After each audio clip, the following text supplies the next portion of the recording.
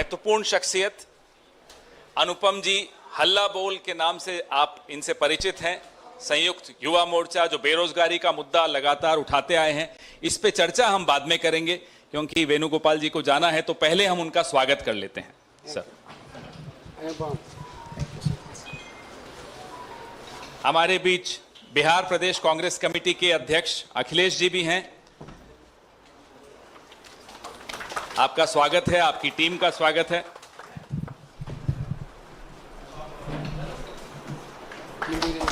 तो हम जिस मुद्दे को बार बार यहां से उठाते रहे हैं, राहुल जी अपनी भारत जोड़ो यात्रा में लगातार उठाते रहे, बेरोजगारी का मुद्दा, उस मुद्दे को लेकर हमारे साथी अनुपम जी ने 113 संगठन पूरे देश के, उनका एक मंच बनाया और उस मंच के माध्यम से इन्होंने प्रदर्शन किए, आंदोलन किए और यहां तक कि तिहाड़ जेल भी इनको डाल दिया गया क्योंकि अग्निपथ योजना के खिलाफ इन्होंने बढ़ चढ़कर, मुझे लगता है सबसे अग्रणी अगर कोई आवाज रही तो वो अनुपम जी की रही।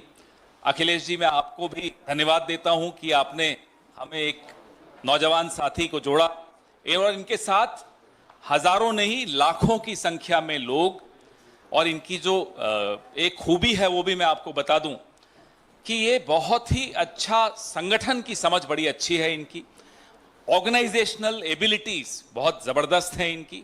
मुझे पूरा भरोसा है कि कांग्रेस परिवार में ये जो अपनी आवाज उठाना चाहते हैं जिन मुद्दों पर, वो सिर्फ और सिर्फ कांग्रेस के ही मंच से उठाई जा सकती है। बाकी तो आप जानते हैं कहां हमें और आपको व्यस्त रखा जाता है किन मुद्दों पर। असली बुनियादी मुद्दों पर अगर कोई बात करता है तो वो हमारे साथी अनुपम जी करते हैं। इन्होंने कांग्रेस चुनी ही इसीलिए क्योंकि उनको लगता है कि हमारे नेता राहुल जी उन्हीं मुद्दों पर अपनी पूरी राजनीति, अपने संसद में जो वो उनकी भूमिका रहती है वो, और सब जगह देश हो या विदेश हो, इन्हीं मुद्दों पर वो अपना ध्यान केंद्रित रखते हैं। इसलिए इन्होंने कांग्रेस पार्टी का दामन थामा। मैं बहुत बहुत धन्यवाद पवन जी और बिहार प्रदेश कांग्रेस कमेटी के अध्यक्ष अखिलेश जी को मेरा धन्यवाद।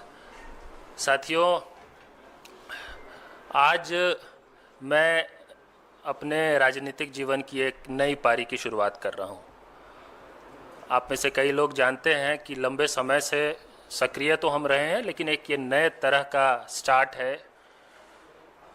मन में सवाल आना चाहिए कई लोगों के, क्योंकि मेरा जितना काम रहा है पिछले कुछ वर्षों से वो राजनीतिक दलों से स्वतंत्र रहा है पूरी तरह से। तो ये फैसला लेना कि पार्टी ज्वाइन करना है, उसके पीछे नेचुरली कुछ लोगों के मन में प्रश्न उठेंगे। दोस्तों, मैं कम से कम पिछले 4-5 साल से एक बात कह रहा हूं, मैं उसको आज रिपीट करना चाहता हूं। आज हम लोगों के देश में जो असल लड़ाई चल रही है वो दो तरह के फोर्सेस के बीच में है। एक है जो इस देश को बेचना चाहते हैं और दूसरा फोर्स है जो इस देश को बचाना चाहता है। एक है जो भारत को तोड़ने पर आमादा है और एक फोर्स है जो भारत जोड़ने की कोशिश कर रहा है। यहां पे कोई कंफ्यूजन नहीं रहना चाहिए किसी के मन में भी कि इस देश के सच्चे राष्ट्र प्रेमियों को आज के इस दौर में किस तरफ रहना चाहिए। जिसको कहते हैं ना, धर्म क्या कहता है? धर्म है to be on the right side of history, और जो राइट साइड ऑफ हिस्ट्री है उसका नेतृत्व आज के समय में कांग्रेस पार्टी कर रही है। कांग्रेस पार्टी के नेता राहुल गांधी कर रहे हैं। जो देश बेचने वाले लोग हैं वो मुनाफे का निजीकरण कर रहे हैं और घाटे का राष्ट्रीयकरण कर रहे हैं, जिसको हम मोडानीकरण कहते हैं। मोडानीकरण एक पैकेज है जिसमें ये दोनों बातें आ जाती है। और जो देश बचाने वाले लोग हैं उनको न्याय की बात करना पड़ेगा, और न्याय की बात सिर्फ करना नहीं, सही में कन्विक्शन के साथ जस्टिस के लिए देश में, समाज में, सड़क पर उतरने का काम करना पड़ेगा। और वो काम आसान नहीं है, उसके लिए नैतिक बल चाहिए। वो नैतिक बल आज के समय में अगर इस देश के पॉलिटिकल स्पेक्ट्रम में एक व्यक्ति किसी में अगर सबसे ज्यादा है तो वो है राहुल गांधी। इसमें कोई अतिशोक्ति नहीं है, इसको लेकर मेरे मन में कोई कंफ्यूजन नहीं है। और अगर आपके मन में सवाल हो कि क्यों कांग्रेस, तो उसका प्रमुख जवाब यही है कि हम देखिए नैतिक बल से आकर्षित होने वाले लोग हैं।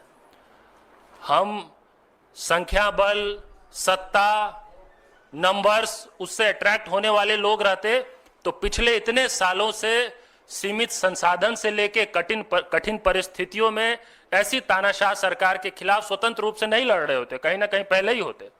हम उस नैतिक बल से आकर्षित हुए हैं जिसको आज पर्सोनिफाई राहुल गांधी करते हैं, और उसी कारण से हमारे कई साथियों ने आज इस हॉल में, हमारे कई हल्ला बोल आंदोलन के लीडर्स हैं जिनको आप सब ने अलग अलग समय पे रिपोर्ट किया है। अलग अलग, जब बैंक निजीकरण का मसला हुआ था तो प्रशांत कमल को आपने बहुत रिपोर्ट किया है। उस समय उन्होंने कई ट्रेड यूनियंस को कोऑर्डिनेट किया, साथ लाया, बड़ी यात्रा की, बड़े प्रदर्शन किए। बैंकिंग रेगुलेशन अमेंडमेंट बिल वापस लेना पड़ा सरकार को, वो प्रशांत कमल आज साथ में हमारे।